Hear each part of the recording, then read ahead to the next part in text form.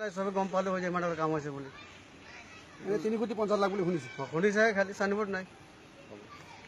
3,50,00,000 টকাৰ এই জলসিঞ্চন প্ৰকল্পটো মন্ত্ৰী ৰঞ্জিত দত্তৰ কাৰ্যকালত আৰম্ভ হৈছিল। কিন্তু এই এই কেনেলটো নিৰ্মাণ হৈ মাত্ৰ 2 মাহ নহওঁতেই এই সাধাৰণ এটা বাৰিষাৰ বৰষুণত তেওঁলোকে খোৱালে। ইতিমধ্যে বান আহিবলৈ আছেই। এই কেনেলটোৱেদি গোটেই বিহালীৰ বিভিন্ন অঞ্চল গোটেই চুৰমাৰ কৰি লৈ যাব। গতিকে বিহালী ৰঞ্জিত দত্তই তেওঁৰ সকলো কাম আৰু কাৰ্যত দুৰ্নীতিৰ গোন্ধ পোৱা যায়।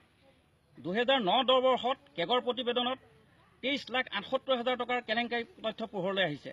তাৰোপৰি তেখেত বিহালীৰ ইটাভাটা সংস্থাৰ সভাপতি আৰু তেওঁৰ নিজৰ চাহ ফেক্টৰী আছে। গতিকে ইটাভাটা সমূহে বিহালীত এক বৃহৎ প্ৰদূষণৰ সৃষ্টি কৰিছে। তাত তেওঁ নীৰৱ ভূমিকা লৈ আছে। আৰু বিহালীত সাধাৰণ ৰাইজে কেঁচা চাহপাতৰ দাম পোৱা নাই। যিটো TMCৰ মতে যিটো ৰেট হ'ব লাগিছিল সেই ৰেট নাপায়। তেওঁলোকে মালিক সংস্থাৰ তেওঁলোকে পক্ষ লৈ পেলাই তেওঁলোকে সাধাৰণ ৰাইজৰ কেঁচা পাতৰ দাম উচিত দাম দিয়া নাই। গতিকে ইয়াকে আদি কৰি তেওঁৰ প্ৰতিটো কাম আৰু কাৰ্যত দুৰ্নীতিত জড়িত হৈ আছে। গতিকে আমি বিশ্বনাথ জিলা কংগ্ৰেছে ইয়াৰ তীব্ৰ প্ৰতিবাদ কৰিছোঁ আৰু এক CBI তদন্ত কৰিছোঁ। লগতে তেওঁৰ আমি পদত্যাগো দাবী কৰোঁ।